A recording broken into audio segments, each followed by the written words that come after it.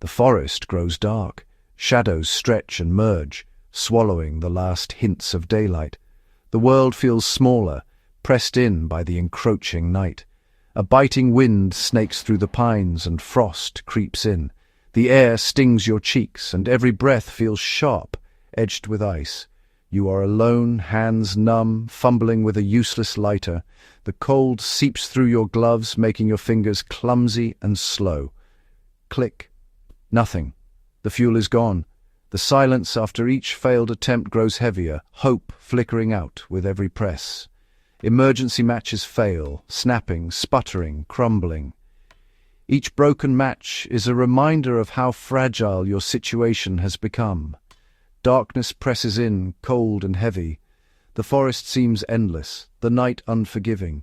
The temperature drops fast. Without fire, the cold will claim you. Your breath hangs in the air, a ghostly warning of what's to come. Modern tools have failed. The forest feels alien, every sound a threat. You realize how quickly comfort can turn to danger. Primal fear awakens. Predators, exposure, the long cold night. Instincts sharpen, reminding you of your vulnerability. Your survival now depends on your mind, not your gear. Calm and clarity become your most valuable assets.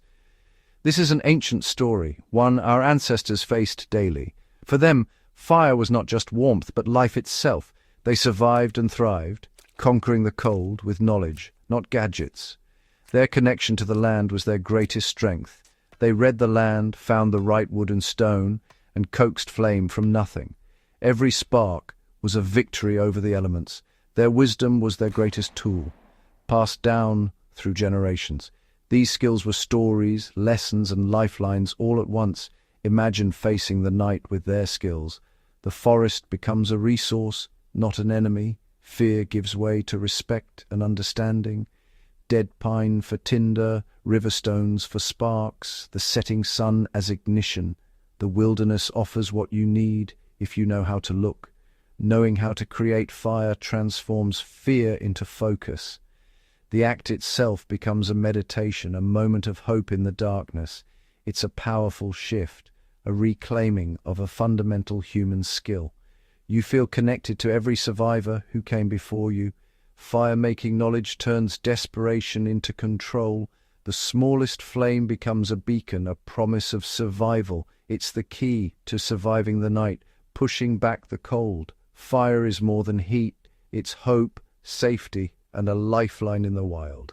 The ancient skill of fire is your lifeline. In the dying light, it is the difference between fear and survival. The ability to make fire is the foundation of civilization. Fire gave warmth, light, safety, and cooked food, transforming human life. Cultures worldwide invented unique fire-making methods, from bow drills to fire pistons. These weren't crude tricks. They were refined, ingenious systems born of necessity.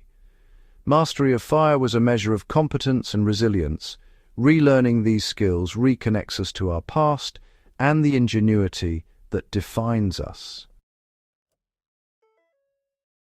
Fire is a triangle. Fuel, oxygen, and heat. Fuel and oxygen are easy. Heat is the challenge. Primitive firemaking is about generating enough heat to create an ember, a glowing coal, not a flame. The ember is fragile, but it's the seed of fire. Nestle it in dry tinder, then gently blow to feed it oxygen. Smoke thickens, the glow intensifies, and suddenly flame. This moment is magic, relief, and survival. You've brought fire to life, transforming fear into hope. Rubbing sticks together, friction fire, is both iconic and demanding, a true test of patience and skill. For thousands of years, this method has been a symbol of human ingenuity and survival, requiring not just strength but also technique and perseverance. Dry, soft woods, like willow or yucca, work best, as their fibers generate heat quickly and catch fire more easily than harder woods. Choosing the right materials is crucial for success. The bow drill spins a spindle against a fireboard, creating hot dust and finally an ember. This tool, with its simple mechanics, allows for greater speed and pressure, making it a favorite among survivalists. The hand drill is simpler but requires endurance. Spinning a spindle between your palms, it's a raw, primal technique that demands both stamina and focus. The fire plough scrapes a stick along a groove, forming a line of hot dust. This method relies on steady, repeated motion to build up enough heat for ignition. Each method is a rhythmic dance, connecting you to the wood and your ancestors. The process is meditative, requiring you to be present and attuned to every movement. You feel the heat, smell the smoke, and coax an ember to life. The moment the ember glows, there's a surge of excitement and relief. It's exhausting, but deeply rewarding, a direct link to ancient survival. The effort leaves your hands sore, but your spirit uplifted. Mastering friction fire is a profound achievement, a reminder of our shared human heritage and the timeless dance between people and the elements. Percussion fire uses a sudden strike, flint and steel or flint and pyrite. A spark is born from a glancing blow, igniting char cloth or tinder fungus. These sparks are fleeting. You must be ready to catch one. Char cloth or amadou fungus catches the spark and smoulders. Transfer the ember to a tinder bundle, blow, and you have flame. This method is fast, reliable, and works even when it's damp. Flint and steel was the pocket lighter of the ancient world. Precision and readiness are everything. Some methods are pure ingenuity, like the fire piston. Rapidly compressing air in a cylinder ignites tinder instantly.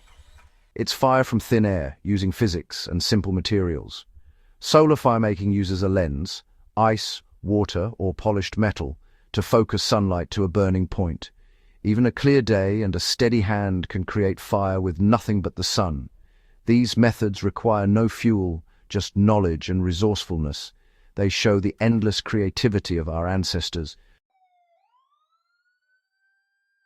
In a world built on convenience, ancient fire skills can seem like relics of a forgotten era, until disaster strikes and the lights go out.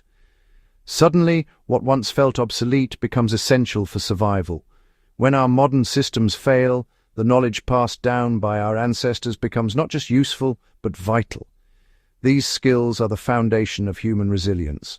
Firemaking is more than a clever survival trick. It's the ultimate expression of self-reliance and adaptability, a skill that has shaped civilizations. That's why special forces and survivalists around the world dedicate hours to mastering these methods. They know the difference it can make. The ability to create fire is more than comfort. It's insurance, providing warmth, safe water, a signal for rescue, and a spark of hope in the darkest times. Making fire from scratch connects us to our shared history and the land beneath our feet, reminding us of our place in the natural world. It teaches patience, resourcefulness, and a deep respect for nature's gifts, qualities that are as important today as they were millennia ago. In our modern lives, we've outsourced survival, but reclaiming these skills is a way to reconnect with our roots and rediscover our humanity. Firemaking is a birthright, a legacy to honor, cherish, and pass on to future generations, ensuring the wisdom endures. Keep the flame alive. It's our link to the past, our strength in the present, and our key to a resilient future.